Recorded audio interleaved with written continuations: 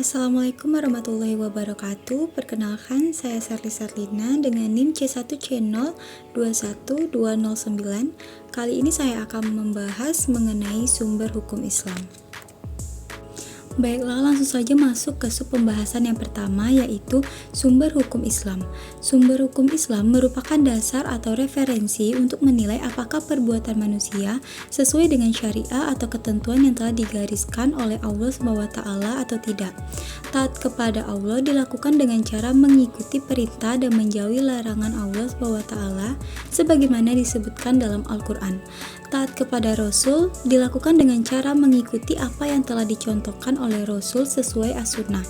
Bila rujukan tidak ditemukan dalam Al-Quran dan as-sunnah, baru dibolehkan merujuk kepada putusan para mujtahid yang menjadi ijma atau kesepakatan bersama dari masa ke masa tentang masalah yang sedang dicari hukumnya itu. Sekiranya tidak ditemukan rujukan ijma dalam masalah tersebut, maka ditempuh qiyas, yaitu usaha sungguh-sungguh dengan jalan membuat analogi kepada peristiwa sejenis yang telah ada ketentuan hukumnya. Selanjutnya, jenis dan definisi sumber hukum Islam. Dalam Islam terdapat 4 sumber hukum Islam, yaitu yang pertama Al-Quran. Al-Quran ialah kalam Allah dalam bahasa Arab sebagai sebuah mukjizat yang diturunkan kepada Nabi Muhammad SAW melalui utusan Allah, yaitu malaikat Jibril, untuk digunakan sebagai pedoman hidup bagi manusia dalam menggapai kebahagiaan hidup di dunia dan di akhirat. Yang kedua ada as-sunnah. As-sunnah ialah ucapan atau qauliyah, perbuatan atau fi'liyah, serta ketetapan-ketetapan atau takriyah Nabi Muhammad SAW yang merupakan sumber hukum Islam kedua setelah Al-Quran. Al-Quran baru menjelaskan prinsip-prinsip hukum yang bersifat global dan universal. Oleh karena itu, salah satu fungsi as-sunnah adalah untuk menjelaskan dan menguraikan secara lebih terinci prinsip-prinsip yang telah disebutkan dalam Al-Quran dengan contoh-contoh aplikatif. Ketiga yaitu ijma. Ijma adalah kesepakatan para mujtahid dalam suatu masa setelah wafatnya Rasulullah SAW terhadap hukum syara yang bersifat praktis dan merupakan sumber hukum Islam ketiga setelah Al-Quran dan As-Sunnah. Yang keempat yaitu qiyas. Qiyas menurut bahasa ialah pengukuran sesuatu dengan yang lainnya atau penyamaan sesuatu dengan sejenisnya. Sedangkan menurut terminologi, definisi qiyas secara umum adalah suatu proses penyingkapan kesamaan hukum suatu kasus yang tidak disebutkan dalam suatu dalil baik di Al-Quran dan As-Sunnah dengan suatu hukum yang disebutkan dalam dalil tersebut karena ada kesamaan dalam alasannya. Selanjutnya, urutan pengambilan hukum Islam.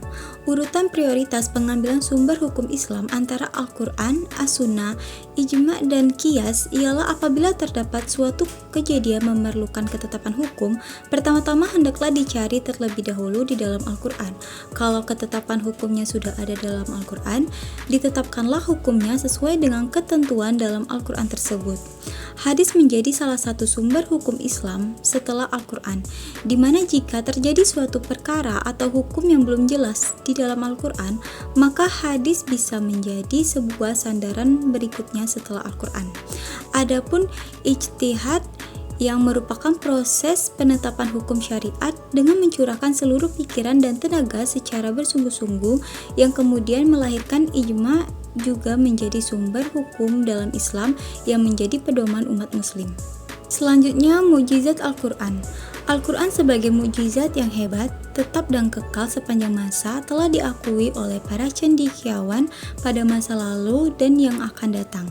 Adapun mukjizat Al-Quran yaitu yang pertama, keindahan seni bahasa Al-Quran tidak hanya diakui oleh kalangan sastrawan Arab saja, tetapi diakui pula oleh para ahli yang pernah mendalami dan mengkaji ilmu dalam bahasa Arab.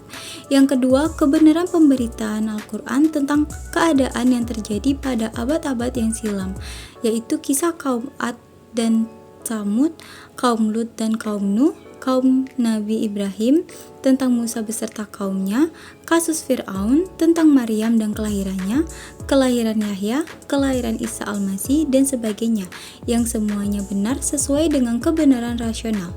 Yang ketiga, pemberitaan Al-Quran tentang hal-hal yang akan terjadi pada masa datang juga merupakan kebenaran yang tidak terbantahkan.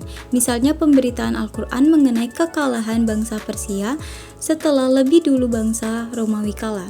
Yang keempat, kandungan Al-Quran banyak memuat informasi tentang ilmu pengetahuan yang tidak mungkin diketahui oleh seseorang yang tidak pandai membaca dan menulis, dan tidak ada suatu perguruan atau lembaga pendidikan yang mengajarkannya saat Al-Quran diturunkan. Selanjutnya, fungsi dan peranan Al-Quran. Fungsi Al-Quran. Yang pertama, Al-Quran sebagai pedoman hidup. Bukti nyata bahwa kita telah menjadikan Al-Quran sebagai pedoman hidup telah dicontohkan oleh Rasulullah dan sahabat, yaitu dengan membaca dan menghafalnya, memahami dan menadaburkan, serta merealisasikan nilai-nilainya dalam amal nyata. Selanjutnya, Al-Quran sebagai rahmat bagi alam semesta, karena Al-Quran akan melahirkan iman dan hikmah kepada manusia yang mengimaninya. Selanjutnya, Al-Quran sebagai cahaya petunjuk. Allah SWT telah menjadikan Al-Quran sebagai cahaya, dan dengan cahaya itu Allah SWT memberikan petunjuk. Selanjutnya, Al-Quran sebagai peringatan. Al-Quran senantiasa memberi peringatan kepada manusia karena sifat manusia yang pelupa dalam berbagai hal. Selanjutnya, Al-Quran sebagai penerang dan pembaca. Al-Quran memberikan keterangan dan penjelasan kepada manusia tentang banyak hal.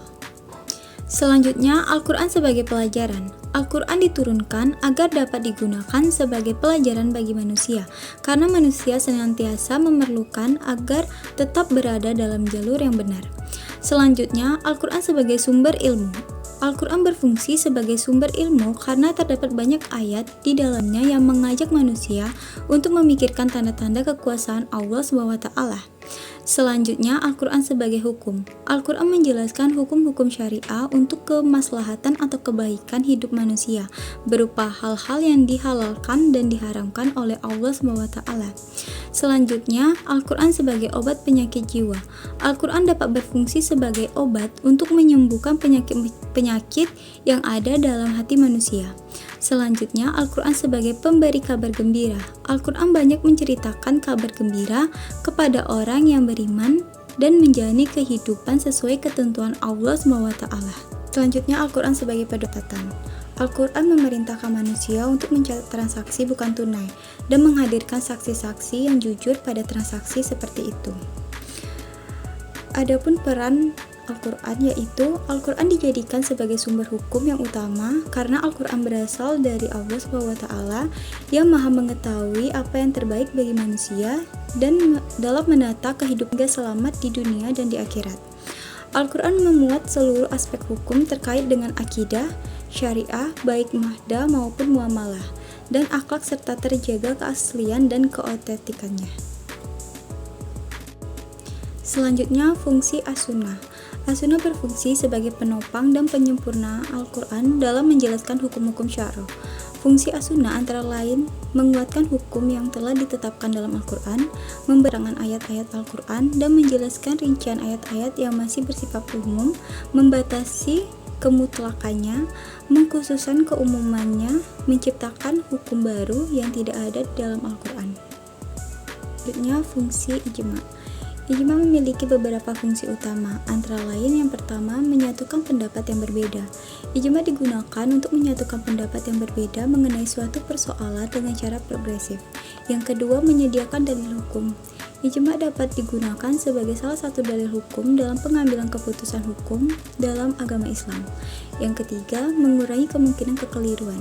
Ijma' memungkinkan para ulama untuk mengurangi kemungkinan kekeliruan dalam pengambilan keputusan hukum. Yang keempat, membaca pemahaman. Ijma' memungkinkan para ulama untuk mengembangkan pemahaman terhadap suatu masalah dan meningkatkan kualitas keputusan yang diambil. Selanjutnya, fungsi qiyas. Fungsi kias meliputi yang pertama pengambilan keputusan hukum. Kias digunakan untuk menyelesaikan masalah yang tidak dapat dijelaskan secara rinci di dalam Al-Quran dan hadis. Yang kedua, menggantikan ketentuan terdahulu. Kias dapat digunakan untuk mengganti ketentuan yang sudah lama dan tidak cocok dengan kondisi saat ini. Yang ketiga, membaca pemahaman. Kias memungkinkan para ulama untuk mengembangkan pemahaman terhadap suatu masalah dan meningkatkan kualitas keputusan yang diambil. Sekian materi yang dapat saya sampaikan. Jika ada kesalahan dan kekurangan, saya mohon maaf. Saya akhiri dengan wabillahi taufiq wal hidayah. Wassalamualaikum warahmatullahi wabarakatuh. Terima kasih.